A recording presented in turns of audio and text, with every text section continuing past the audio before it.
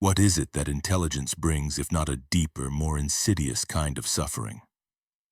The fool smiles in ignorance while the intelligent man burns quietly in knowledge he cannot unsee. Intelligence is not illumination, it is exposure. And to be exposed is to bleed beneath the surface, invisibly, endlessly. You believe you want to understand the world, but the moment you do, you begin to see the futility behind every gesture, the rot beneath every mask, the lie nestled in every so-called truth. The fool dances because he has not yet realized he is on a battlefield. The intelligent man stands still, not out of peace but paralysis, because he knows the war cannot be won. You envy the fool. You think him free. He is not. He is merely unburdened by the weight of awareness. He suffers too, but his suffering is shallow, distracted, impulsive. He trips, he falls, he laughs. But the intelligent man dissects every stumble. He sees the architecture of pain, the mechanism of illusion. He suffers not only what happens, but why it must. This is the curse. Not that we think too much, but that we see too clearly. The fabric of joy is too thin to cover what we now know. We cannot laugh without hearing the echo of despair. We cannot love without knowing its expiry. We cannot hope without simultaneously understanding its futility.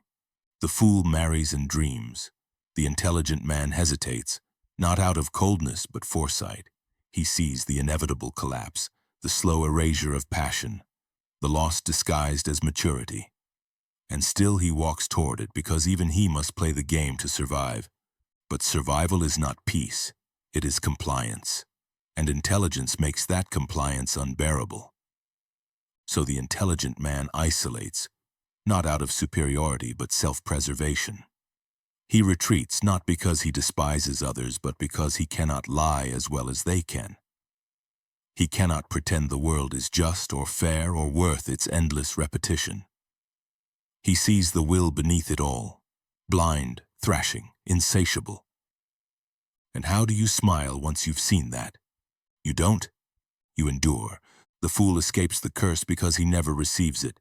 He is not blessed. He is untouched. And what you call a simple life is just the absence of confrontation with truth. He drinks, laughs, forgets. You remember everything, so do not envy the fool. Pity him. But more importantly, forgive yourself for being awake. Intelligence is a curse, but it is yours. And if you are strong enough to bear it, you may find within the ashes of your disillusionment a strange kind of freedom. Not the fool's freedom, but the philosopher's. The freedom of knowing that while the world is mad, you are not. And that is something the fool will never understand. The fool sleeps well because his mind has never troubled itself with the weight of existence. He eats, he loves, he suffers, and he forgets. But the intelligent man remembers every slight, every silence, every moment of joy tarnished by the knowledge that it will end. He cannot remain present because he sees the timeline too clearly. He does not trust happiness because he knows it is merely a pause between misfortunes. And when the moment comes to rest, to rejoice, to breathe, he chokes on the inevitability of loss. What a wretched state, this so-called brilliance. We have mistaken clarity for comfort, but the more one understands, the less one can endure the spectacle of the world. To understand deeply is to no longer be amused by the theater of human folly. It is to sit in the audience and weep, knowing the ending, yet unable to look away. The fool escapes not because he is wise, but because he is blind, and his blindness is a form of mercy. He will never know what he missed. He will never see the machinery behind his delusions. But you do.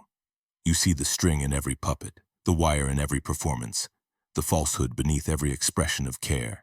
You see it not because you are cold, but because you can no longer lie to yourself.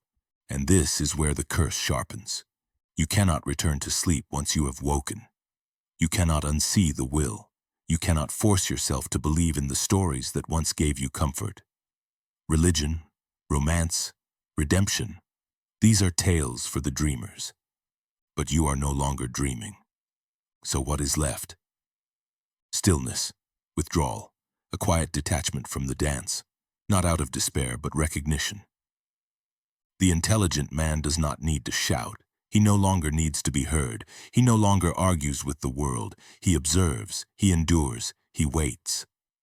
And in that waiting, he finds something the fool never will: awareness without illusion. Let the fool have his drunken joy.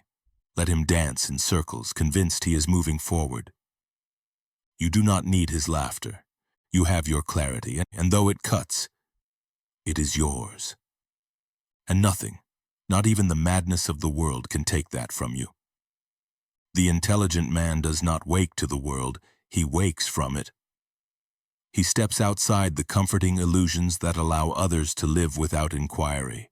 He no longer sees joy as divine or suffering as punishment. He sees both as inevitabilities of a world governed not by reason but by will. And what is will? It is not purpose. It is not design. It is blind desire, endless striving, the root from which both greatness and depravity spring. The fool lives according to the will without ever knowing its name. But the intelligent man sees it, names it, and suffers in that knowing. He cannot pursue ambition with the same innocence. He cannot fall in love without hearing the whisper of loss. He cannot enter friendship without recognizing the seed of betrayal. For he understands the nature of all things that arise. They will fall. And so he walks differently, not faster, not slower, but heavier, as if carrying the invisible burden of seeing too much. To the fool he appears distant, cold, perhaps even arrogant, but it is not disdain that keeps him apart, it is mercy. Mercy for himself, for the fool, for the impossibility of connection without illusion. Because to connect truly is to meet without masks. And how rare is that? How painful. Most relationships are mutual hallucinations. The fool sustains them with fantasy. The intelligent man tears through them with truth. He asks questions others fear to answer. What am I if not a vessel of compulsions? What is this world if not a repetition of the same pain dressed in different costumes? What is love if not a trembling against the silence of existence? And the answers, when they come, do not soothe. They strip, they hollow. They leave the intelligent man raw, aware, and alone. But solitude in its truest form is not loneliness. It is liberation.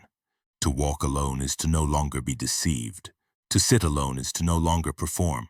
To think alone is to reclaim the self from the tyranny of consensus.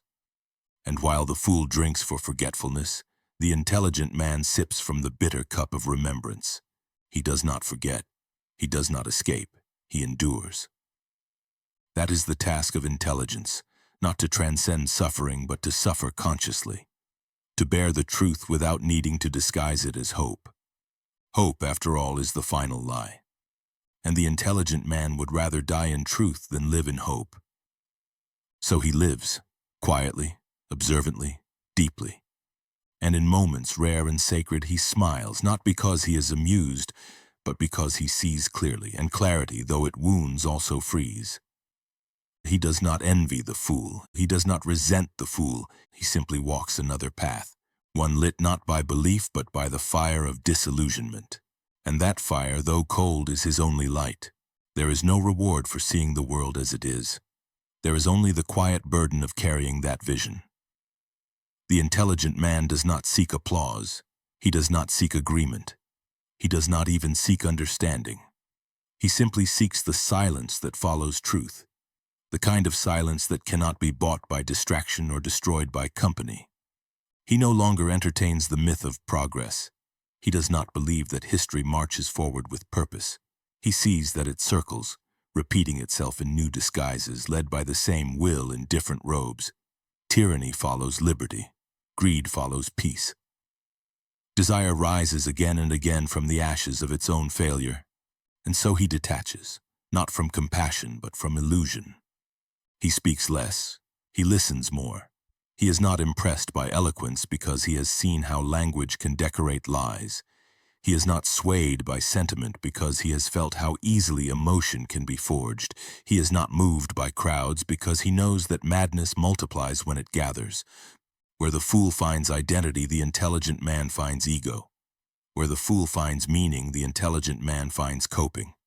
And where the fool finds God, the intelligent man finds man's fear of the void.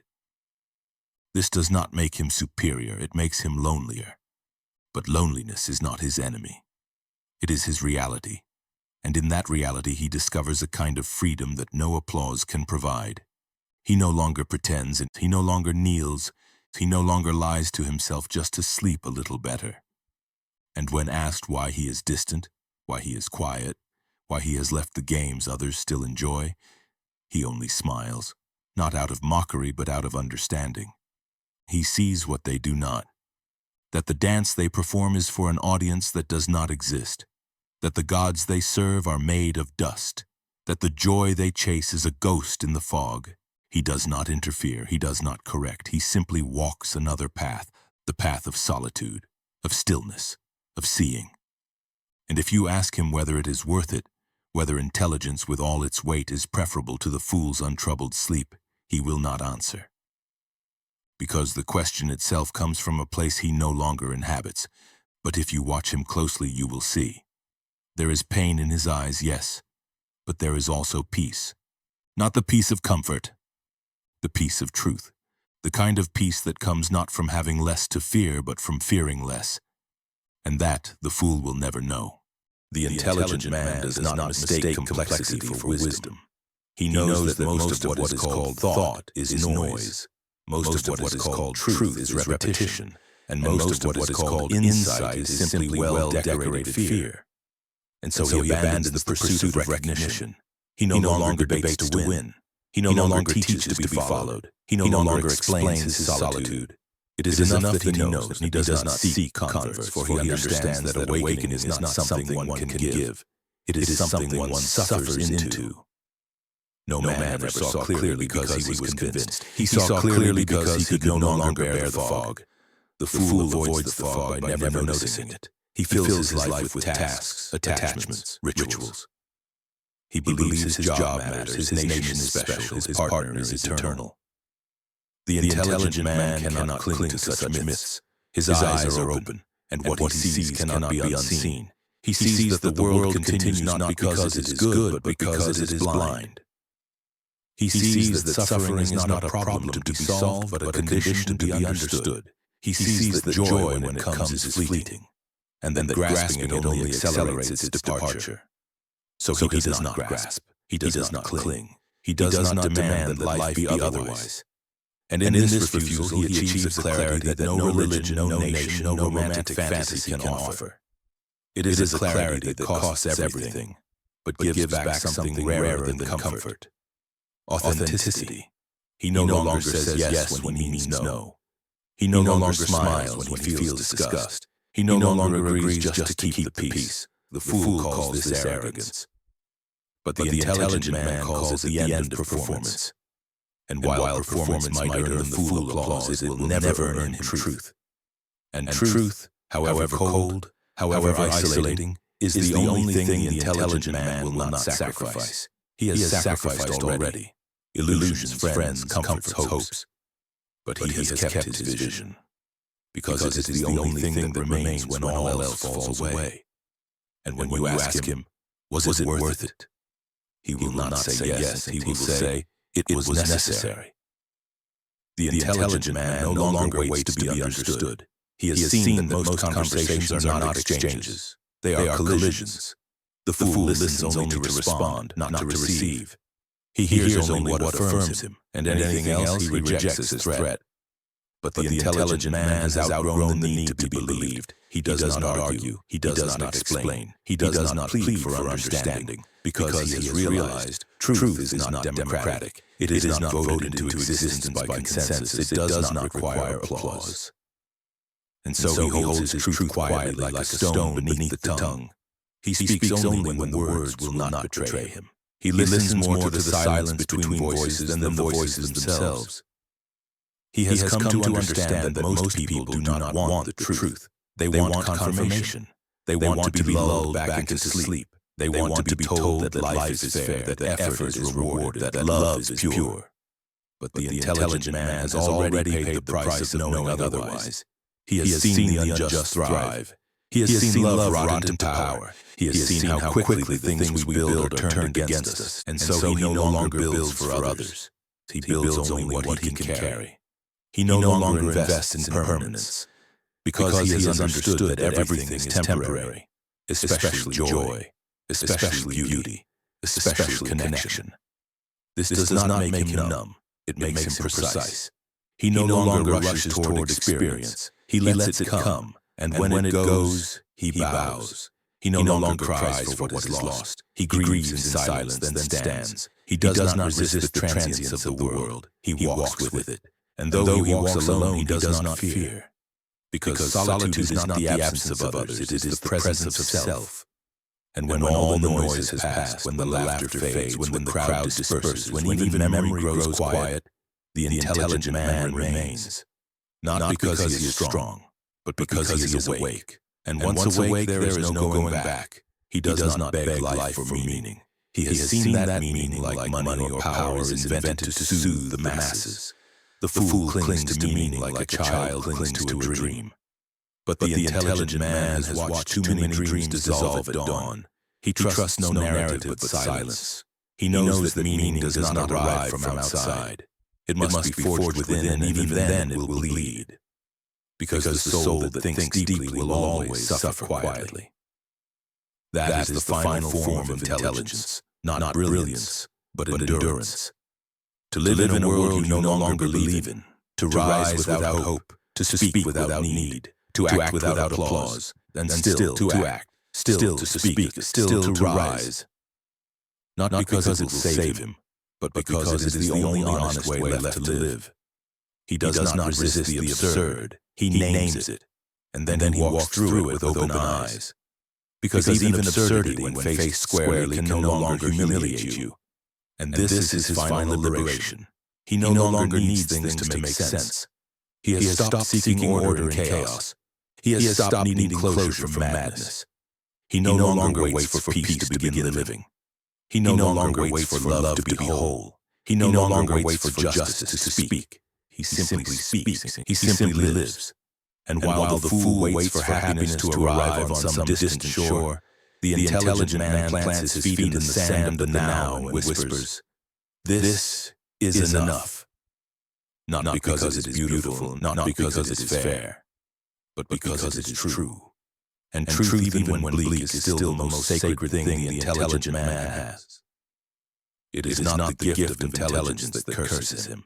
It is the unwillingness of the world to bear it.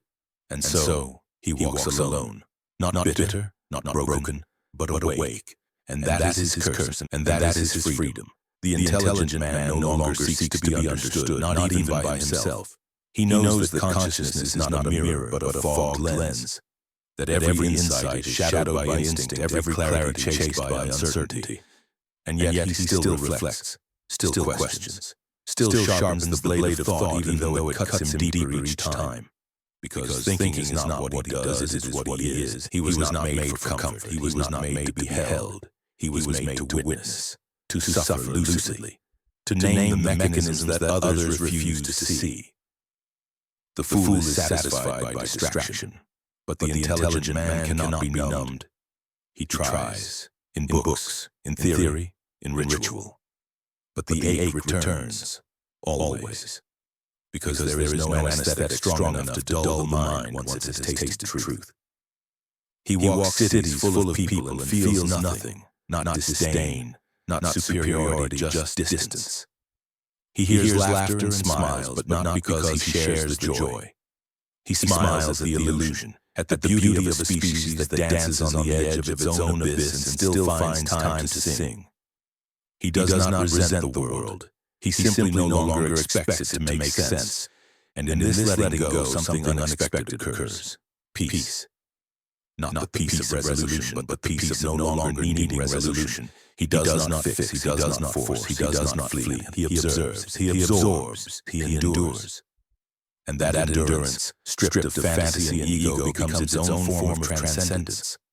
Not the fool's transcendence, rising on wings made of myth, but the philosopher's, standing barefoot on the earth, eyes wide, alone and unshaken.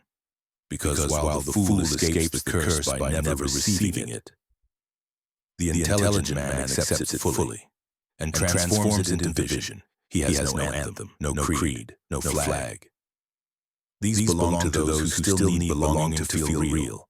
But the intelligent man has shed the need for borrowed identity. He is not a follower. He is not a rebel. He is simply a part. Because he has seen how every tribe demands sacrifice of thought, of nuance, of truth. And truth is the one thing he cannot surrender. So he lives at the edge of the village where the songs of unity cannot reach him, where the fire of collective delusion does not burn.